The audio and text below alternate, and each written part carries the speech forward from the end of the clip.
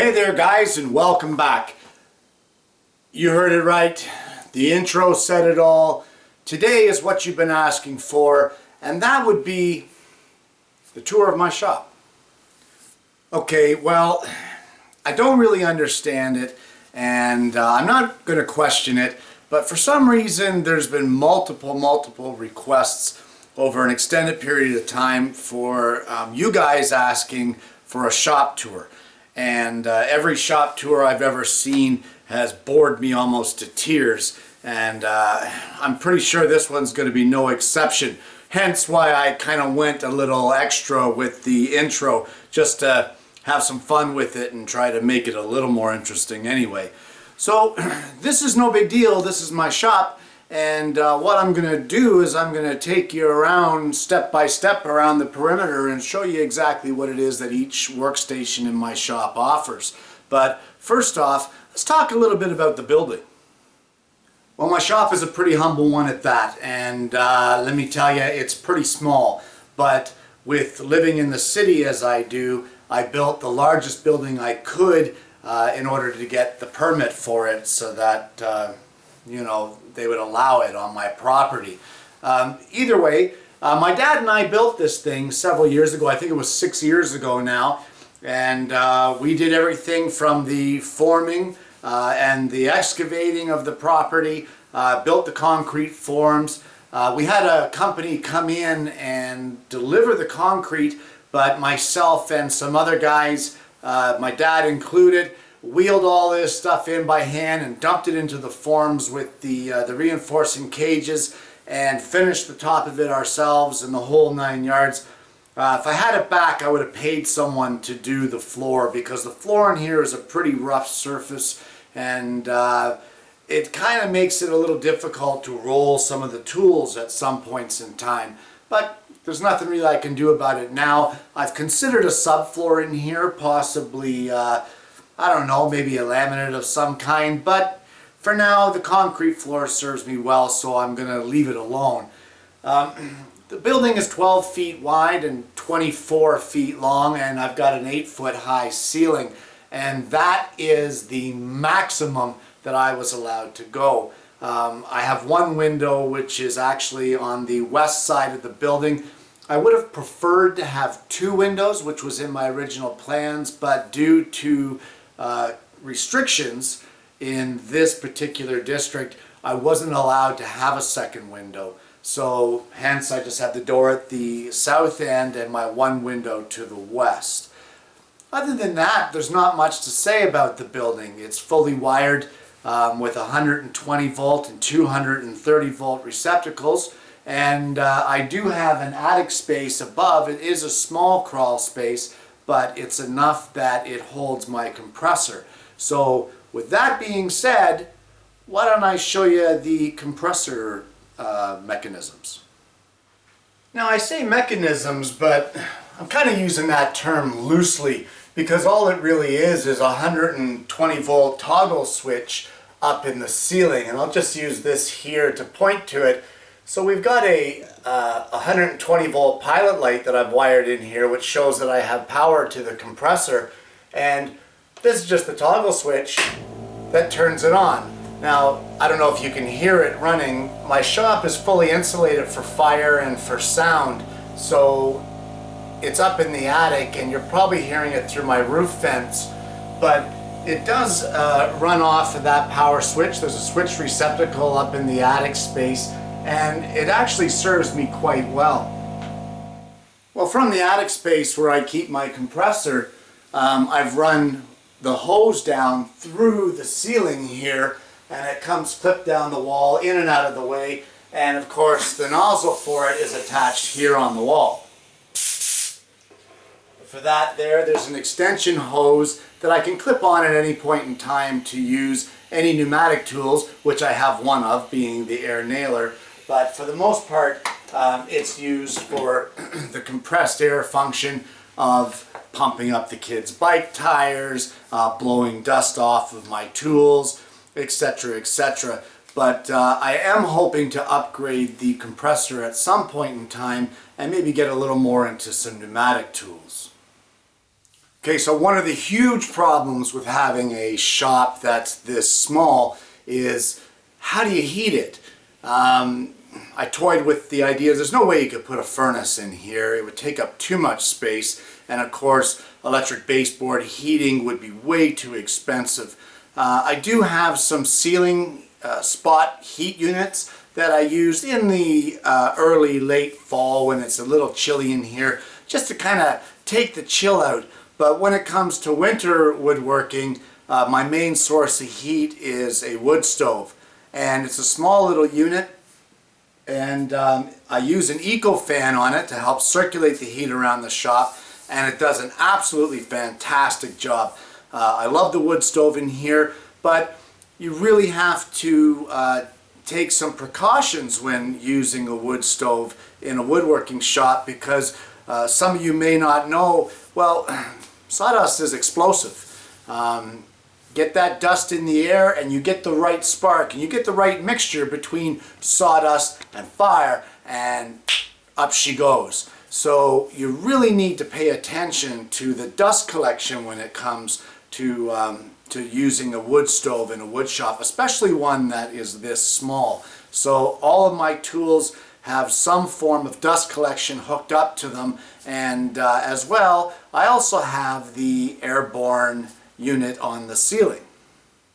Okay, now some of you may have noticed there when I was showing you about these asbestos fireboards, and of course those fireboards, they keep the heat off of the walls of your shop, which in this case my walls are aspenite.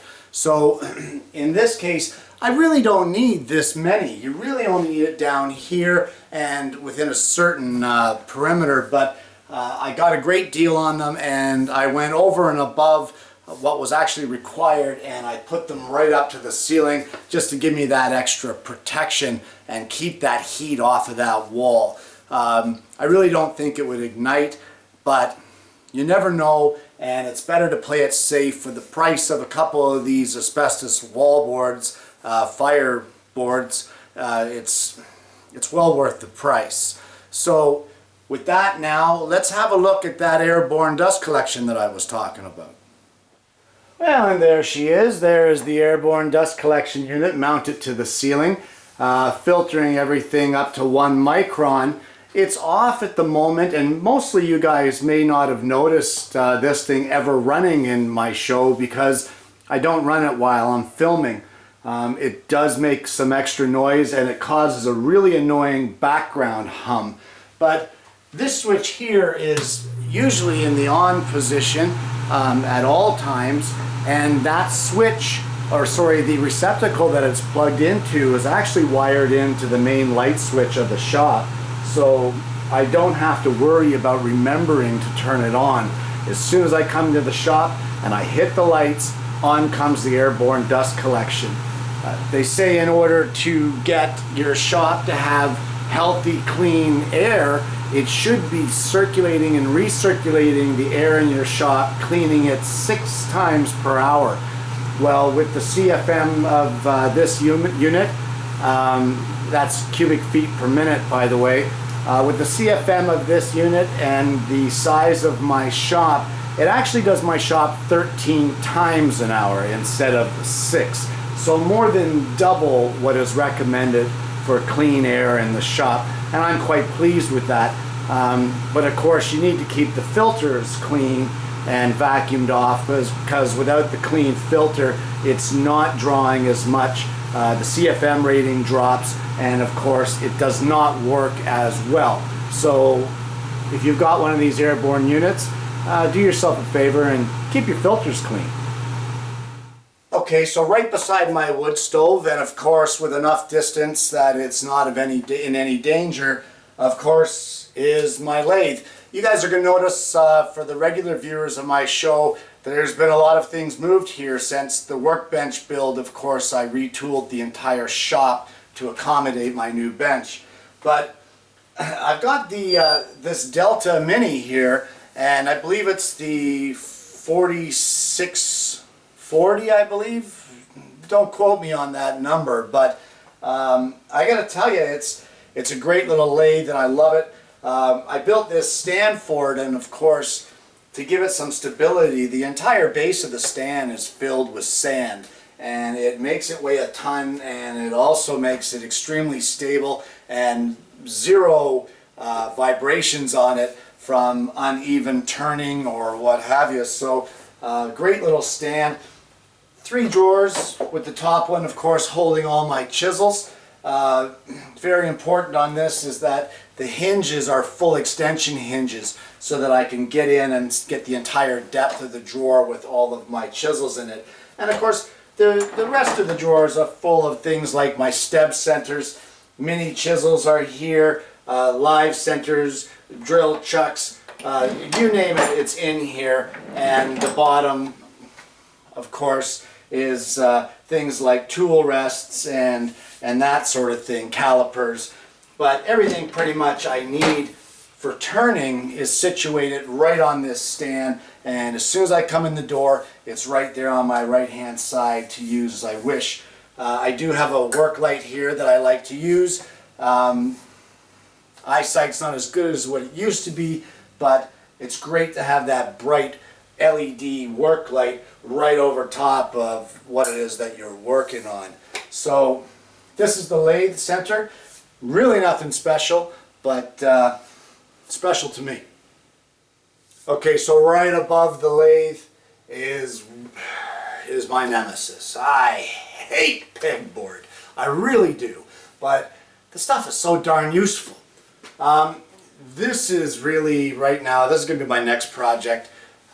As time goes on, is to really neaten this up and do something with it. This kind of became the board that collected crap that I rarely used. And I mean, there's drywall sheet carriers here. How often do you use that? The stuff that's thrown up here is, again, it never had a home, and this is where it ended up. So this will be revamped over the next little while, and you'll probably see over the next few weeks of the show this transforming into something different.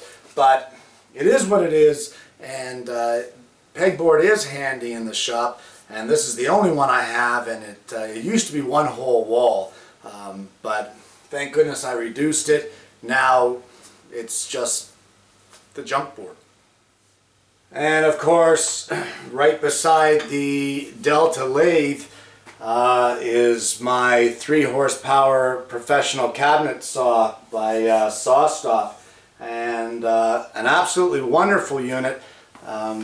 It is fairly new, as most of you know, and I have had 0 problems with this unit. I really love using it. I love the feel of it. I love the way that it functions. I love the accuracy. I don't have a bad word to say about it. I got the overarm dust collection actually free on an offer from them, and I've used it on some of my cuts, and I gotta say it works incredibly well. But this is the table saw setup, and you can see here that off to the right I've got the blades easily accessible to me, and this is an old bathroom cabinet that I got from somebody. And of course in here are all of my grippers, and there's a complete variety of push pads and push sticks. A couple extra brake cartridges are in the drawers, as well as the dado insert and a dado brake. It's everything that I need for a tool, or for this particular tool, is within an arm's reach, and that's the way I like it. There are a lot of people that take their shop and they make this the focal point. I don't know, I don't really see the point of that. I mean, it's great to have a focal point being a saw or a bench or whatever, but when you're in a small shop situation like what I've got here, that's not necessarily possible. So to have the focal point being this, for me, is just not a possibility. So this is the table saw station, and it really serves me well, and no complaints here. Now here at the table saw, where I've got it situated, the dust collector that's hooked to it is 10 feet that way. And of course, it kind of used to drive me a little snaky that I'd have to go around the saw, turn the dust collector on, come all the way back, turn the saw on. It's just not very, what's the word? It's stupid. So anyway, what I've done is I've wired in a switch to the wall right by my table saw that all I have to do is give it a flick.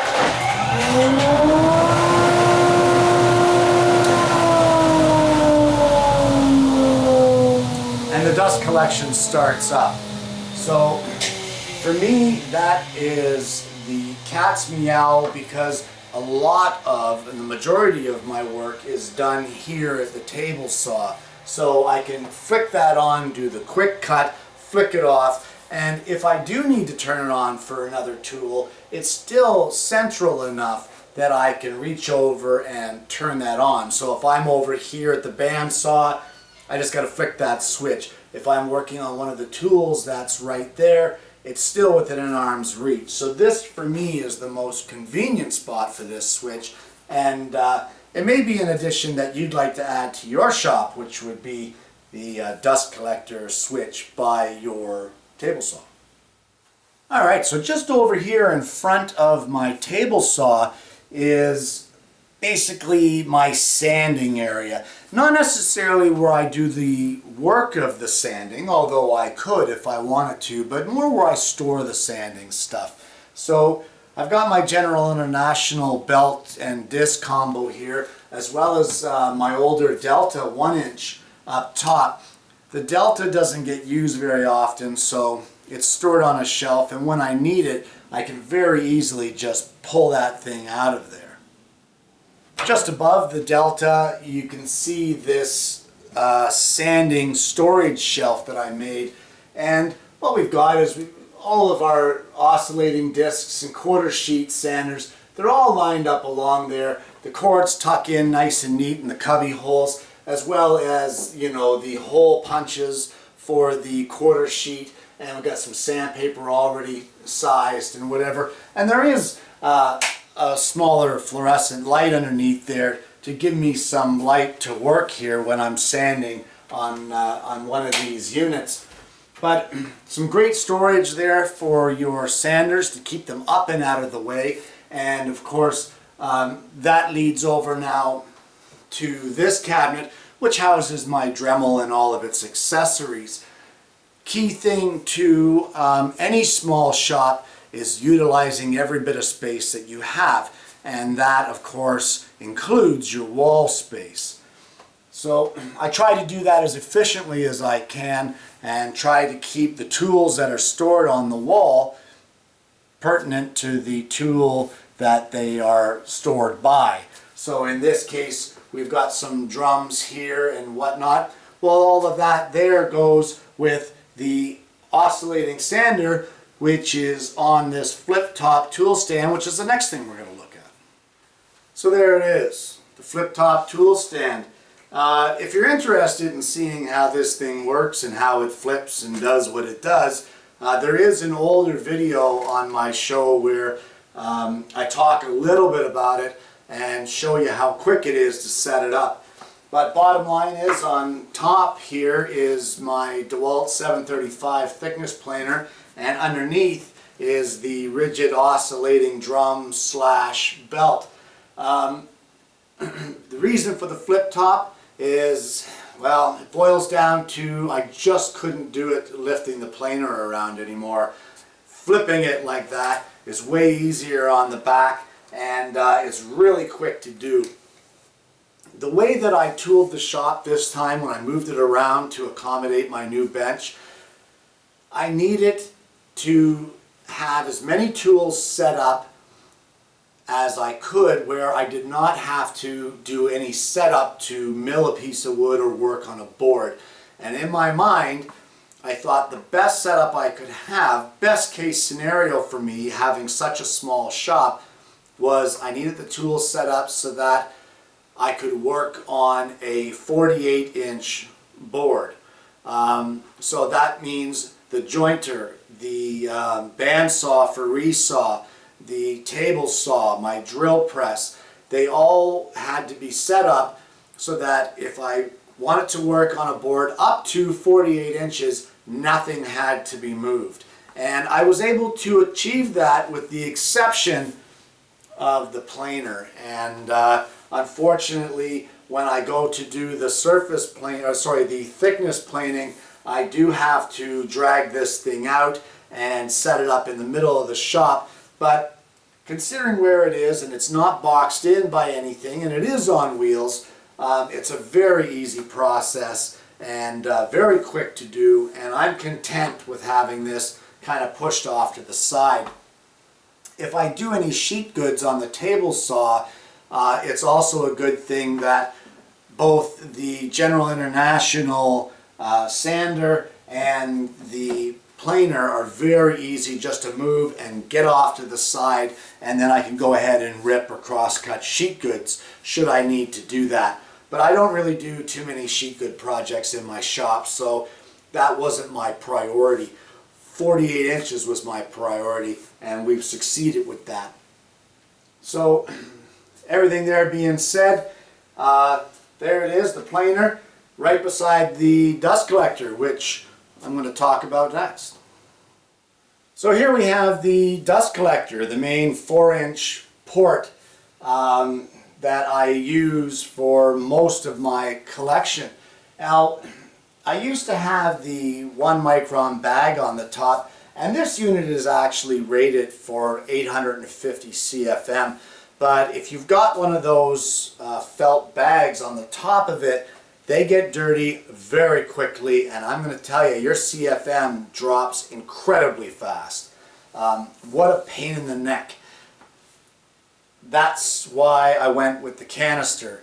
The canister, of course, with the cleaner fins, paddles, whatever you want to call them. You turn the crank, the paddles go around, they knock the dust off of the fins of the filter, drops it down to the collector, and you're good to go. You've got your CFM right back to where you started. And in fact, I actually gained some CFM when I went with the canister, so that helped a lot as well. As you saw before, I've got this thing hooked up to a switch 10 feet that way at my table saw, which works great for me because it's easily accessible from both sides of my table saw. Very easy to use, but the hose for it itself is always connected at the table saw because that is the main tool. If I should need to use it on another one, it's as simple as popping it off there and just popping it onto the next tool, and away you go. For the larger tools, thickness planer, jointer, that sort of thing, I do use a garbage pail separator, or kind of a cyclone setup where it separates the heavier particles, and that just makes it so I don't have to empty this bag as often. So if you guys have a collector and you don't have a canister, you might want to consider it, if for nothing more than the convenience of always having full CFM, provided that you turn that handle regularly, and as well increasing your CFM just a little bit. It's a great little unit, and I can't complain. Okay, going back to utilization of wall space in a small shop. My corkboard. You guys have seen many builds, many projects, and every little note, everything I scribble down, every print, every drawing, every picture, it gets slapped on this board, and about once a month I kind of go through it and say, oh, I don't need that anymore, and I can throw it away. But this is the go-to board. If there was ever a place where you wanted information from while a project is being done, that is the place to find it. So, of course, the corkboard, very handy in my shop, and it serves me well. Utilization of space up at the rooftop there, you can see I've got some old racks from a store that was closing, and they're great for holding things like peanut butter jars with things like wire morettes and tie straps, and I've got brackets and screws and bolts and assorted nuts and everything you could possibly think of. that doesn't get used on a regular basis is just jammed up top there. And I do keep a small little footstool. That's this one. And it assists me to get up there to that 8-foot height and grab what I need from up top. So utilization of space, it's key in this shop, and hopefully it's key in yours. Well, here we go now, moving on down the road, and what we're looking at, of course, is my jointer planer. And like I said, I want it 4 feet, 48 inches, and I'm able to do it here with about 6 inches to spare on the outfeed, and well, depending on what I want to move, I got plenty to spare. However, with everything being on wheels, like I've got here, it's no trouble to wheel something out should I need to do a longer piece. So the jointer planer is here. I really wish that the collection of it was on that side, but it's not. So I've got it on this side, and all I need is to run the hose out to that garbage can separator, and of course everything ties in together nice and neat, and away it goes. This is a 230 volt unit, as is my table saw and my large bandsaw, which you're going to see when we come around the other side of the shop. But it's a 230 volt and a lot of power, and you see that blade guard is in place. And like I said, this is the new home for it. It's set up here perfectly. It does a great job here, and I don't know what else to say about it. Like I said, I'm no pro on these shop tour things.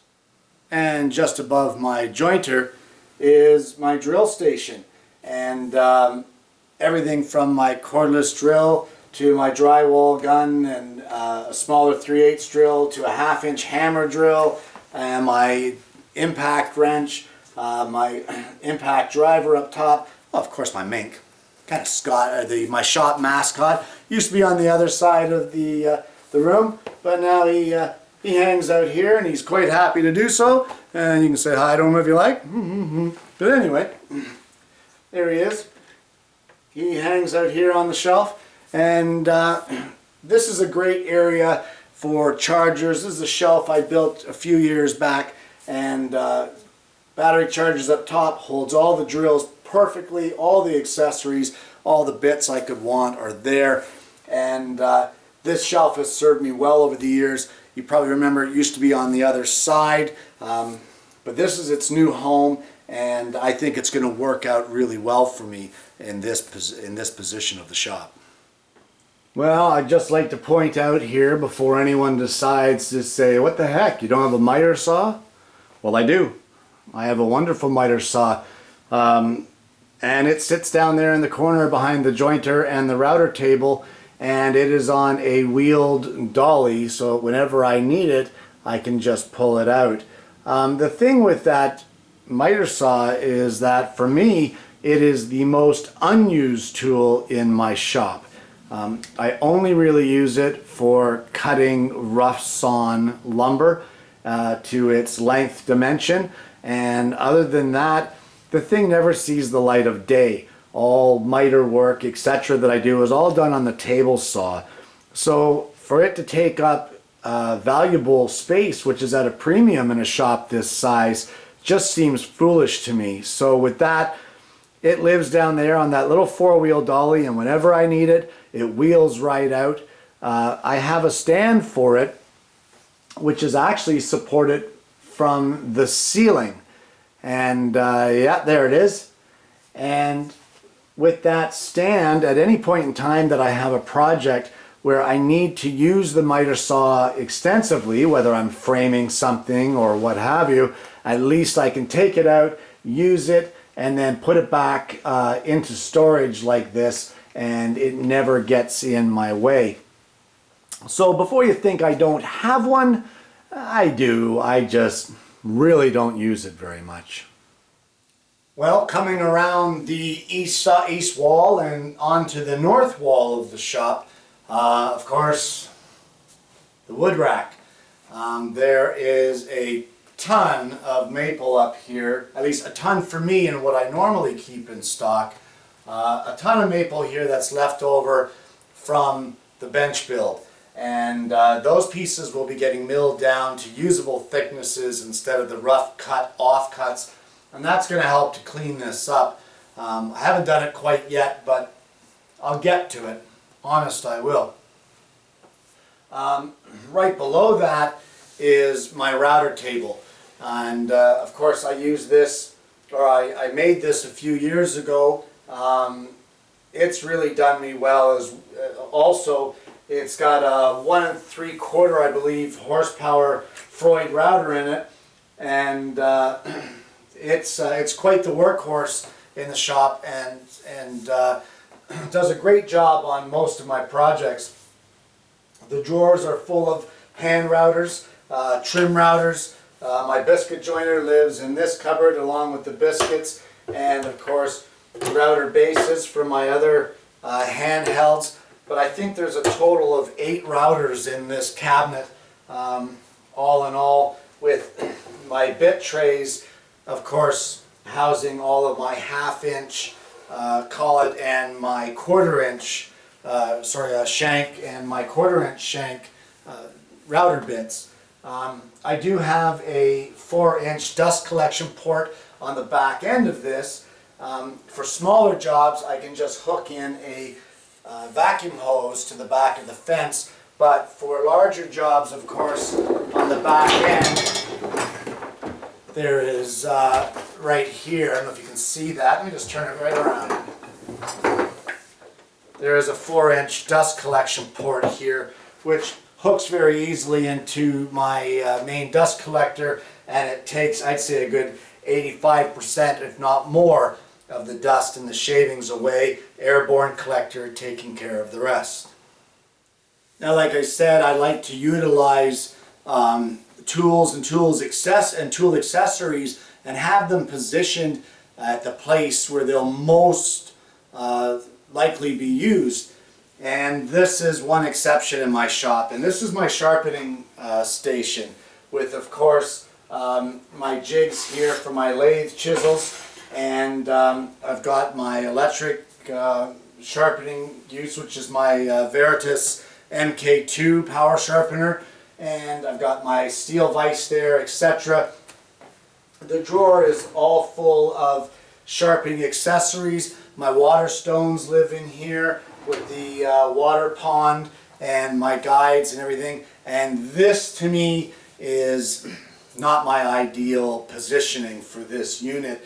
I would much rather have it over by the lathe where I can sharpen my chisels quickly, but due to the nature of the shop and the size of it, it just wasn't possible in this case. But you got to make some compromises sometime, and with that I made the compromise to have it there, and it's worked fine. I mean, that's where it is. It doesn't get in my way, it doesn't look out of place there, so it's just fine.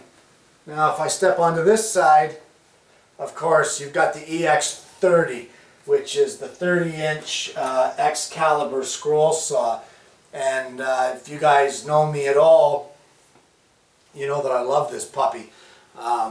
This thing gets a lot of hours pounded on it, and it's just a fantastic tool. I have zero complaints about this saw. What I've done is I've made drawers in the same shape as the stand, and it holds things like picks, scroll saw blades, little pieces of sandpaper, files, small squares, etc., etc., etc. Anything that can be used or utilized at the scroll saw is all right here. My blade storage is on the side of this unit, and I can't say enough good things about this saw. I've had it for years now, and I've never had an ounce of trouble with it, and it's just a great unit. So there it is. There's the scroll saw. Again, there's not much to say about it. It's a scroll saw. So coming around this side now to the south of the scroll saw, or the left of it, I have my tool cabinet. And this thing, I think, has lived in every corner of the shop at some point in time. It's been up on cabinets, it's been down, it's been rolled around, but it's one of the best units I have in here for tool storage. And it has everything from my hand planes and hand plane accessories, my electrical meters, of course the newspapers. I have one drawer full of newspapers for when I'm when I'm using spray adhesives, wrenches, small power tools, taps and dies, some of the hand woodworking tools that I use here at my bench to make this convenient to get at. And this thing is packed, and it's a great addition to any shop, and it really, when it comes to a small shop, gives you a lot of space and a lot of storage in a very small footprint. So this serves me very well. And you can see here shelves. There's a couple of tools there that really don't have any other home. They're not high usage tools. My angle grinder and my pneumatic nailer, of course, don't get much use, but they're out there on the shelf and easy to access. And this, of course, is all jig equipment, or jig knobs and bolts and etc. So all easily accessible and all right at your fingertips for when you want to make your next jig fixture. And again, not to waste any space and utilize as much of the wall space as we can, this top shelf. The top shelf has circular saws, belt sanders, jig saws, reciprocating saws. Those things that you don't use on a daily basis, but when you need that tool, you gotta have it. So I keep them easily accessible up top, but as well, they're up and well out of the way. I don't need them cluttering up down here where I work. A shelf like this one here, of course, houses all my extra sandpapers and that sort of thing. There's the wax, tongue oils, Varathanes, that's all on that shelf. And on the walls, of course, here are marking tools, pipe cutters, things that don't get used a lot, but when you need them, you don't want to be searching for them. So that there is, again, in a shop this size, that is the utilization of wall space. And of course, many of you have seen it on the wall back there, but it's now changed, and my wall of clamps. And it's right by my bench where they would be of the most use to me. And again, utilization of wall space. So I've got my bows for drawing, I've got my marker, my brush, all my clamps, I've got my straight edges, everything that I use at my bench on a regular basis is sitting right here. Got my iPod, of course. You gotta have tunes in the shop, so the iPod, of course, is there. Receiver and stereos are all up top. You've probably seen those as you're looking around while I'm talking. There are speakers in almost every corner. And again, the wall of clamps. You can never have too many clamps, guys. Okay, and I spoke there just a little bit about how my sharpener is on the opposite end of the shop, and I would have really liked to have it over by the lathe, but I had to compromise. And for the past 6 weeks, you've watched this come together, and I absolutely love it. But this is the one thing I was not willing to compromise, and that is I wanted my bench by the window. I wanted to be able to open that window and get a nice breeze coming in while I was working. I wanted to be able to look outside while I was working. If I didn't want the light coming in, I could close the blinds and darken it off, but I wanted the natural light here as well. And this was the one thing I was not willing to compromise. And I gotta tell you, it caused me a lot of problems. Truth be told, it's been 2 weeks since this bench has been built, and my shop has been destroyed for 2 weeks trying to rearrange and clean it up. But I'm quite happy with how it's turned out. I got my bench where I wanted it. It looks and works fantastic. And right here in front, if you don't have any of these, those are magnetic toolbars. And they are great. I mean, they hold things like my Inca rules. You know how much I love these things. And they're all here at my fingertips at my bench where I work. Again, utilizing the wall space to get the tools that you need at that station as close proximity as you can. You do have to make compromises and exceptions because, I mean, we don't have unlimited wall space. But for now, everything I need is right here with my homemade tool cabinet. This is all my measuring tools in here and some marking tools. So it's very close proximity to where I'm working to get the tools that I need. So this bench setup, very happy with it. I do have a set of drawers underneath it here. I'll just take a picture because I can see it's off camera. But that holds, the bottom drawer, the filing drawer, holds all my manuals for different tools, etc. And then there's sanding and finishing products in there, as well as things like cleanup things like pieces of rag and Q-tips. You know how much I love those. And underneath, of course, a garbage can and where I keep a box of rags. But who's excited about a box of rags? Well, right here beside my bench, of course, is my drill press. A homemade drill press table on top. And like I said in that last segment, I've got my marking tools and everything right here. What I've got at this drilling station is everything I could possibly want for a drilling application in a project. Forstner bits are here, regular bits, and this little unit here, this little drawer unit, I'll just show you a better picture of it. There it is. This utilizes the wasted space that the 4 model drill press creates. And what it does is it straddles over the base of the floor plate and gives you these drawers for storing things. And in these, of course, are other drill bits, other drill bit accessories, things like circle cutters, buffing wheels, sanding wheels, all for the drill press. And it's a great little setup.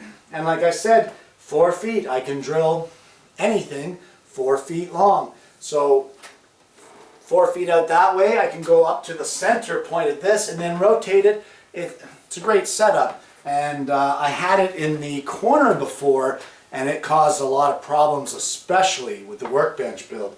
So I really think that this setup here is going to serve me well for where it is. And hopefully I'm right, because I really don't want to move it again.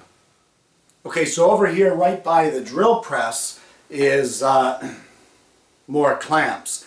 And these are the bar clamps. They are actually in their original position where I had them before, and I thought about it, and they are, out of all my clamps, they are the ones that get used the least. So they're back out of the way here. Before, when I had my bandsaw here, they were always getting in the way of the resaw, and now they're not going to cause that problem because they're in out of the way. They're in no work area whatsoever, but they're still easy to access. So once again, utilization of wall space is key for the small shop. Okay, for years I didn't have air conditioning, and it would be 32 degrees Celsius in here during the summer, and that is kind of warm. I don't know what that is in Fahrenheit, but here, I'll put the conversion there. Okay? You follow me now on how hot that is in here? Either way, I got a good price on this unit. I believe it's like a 12,000 BTU or something like that. and it really cools it off nice in here during the summer months. I built it right into the wall for the simple reason that I didn't want to lose my natural light. I love that window. I didn't want to lose the light coming in, so I built it right into the wall. And it's kind of nice because it's got a remote control, so I can just come in and click the remote and turn it on and not have to worry about it, and then hit the remote as I walk out the door, and it's fine. But it really does keep it nice and comfortable in here for working. And I don't know, you may call me spoiled for having AC in my shop, but it wasn't given to me. I had to work for it. So call me spoiled if you like, but I'm nice and cool while I woodwork. Now you'll have to excuse the video here because we're in a little tight corners. This is the last corner of the shop actually, and what this is in essence is another drilling station. And I've got an old King drill press here. This was given to me probably 24, 23 years ago. It was a gift, and it's never caused me any problems other than, you know, maintenance, like replacing a belt, and the switch actually went on it and I had to replace the switch. But other than that, it's a great little drill press. But I put this in the corner right by my bandsaw here. Now this is my resaw bandsaw. It's got a 133-inch blade. It is a 230 volt machine, and I believe it's a 2-horse or a 3-horse. I'm not sure. Can't recall. But it is an 18-inch bandsaw, and it does a great job for my resaw. And I wish I could get a better picture of it, but because of the narrow size of the room, it's really hard to get a good shot of this. So you'll have to excuse the video. But this is the resaw area, and like I said, from the blade to where I hit the wall, I've got more than 4 feet. So again, I'm in that comfort zone of the 48 inches to do my resaw. And this, of course, is just my little drilling station with smaller drilling equipment here. I've got the drawers here, which house drill bits. Again, another set of Forstner bits, smaller drill bits, that sort of thing. And then there's this shelf. And this shelf is still a little bit of a mess, and I need to clean it up. But those are my 2 smaller bandsaws, which don't get much use, but when you need them, it's awfully handy just to yank them down and work with them. And they are rather easily accessible there. So there you go, there's the bandsaw up top, and like I said, speaker up in the top corner, because you've got to have the tunes when you work. And I don't know what else to say. Oh, I know what else to say about this. Down in the bottom of this cabinet. Let's just lower that camera and take a look. Okay, and there it is. Yeah, whatever. Shop vac. Whoop-dee-doo. Yeah, well, the thing I like about my shop vac is that I have it coming out into a, you can see it right down in here, which is a 5-gallon pail thine separator that I made a few years ago. And it also runs across the entire perimeter of the shop in a 2-inch clear vacuum hose with blast gates all the way around. And that serves as a central vacuuming for my entire shop.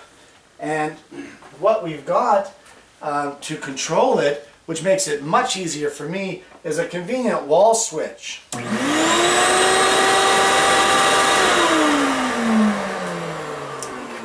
So I can just reach over, turn that on and off whenever I feel the need to use it. I really like to use it for dust collection on the lathe when I'm sanding. It does a great job with a small little dust hood to suck that right in there, and it is absolutely fantastic with this clear piping all the way around. That's another feature of my shop that I just love. Well, I'm looking around here and I'm dumbfounded. I mean, I don't know what else to say about this. This shop is nothing more than that. It's my shop. It's nothing special. It's a 12 foot by 24 foot building where I come out and I make a lot of noise, I make a lot of mess, I make a lot of dust, and I make some pretty cool stuff. There's not much more to say about it. If there's something here that you've seen around the shop that you're wondering about, drop me a comment down below and I'd be more than happy to either explain it to you or tell you what it is or what have you. Either way, this is it. This is the shop. This is where I play, and this is where I bring my videos to you, and this is where next week I'm going to bring you yet another woodworking video.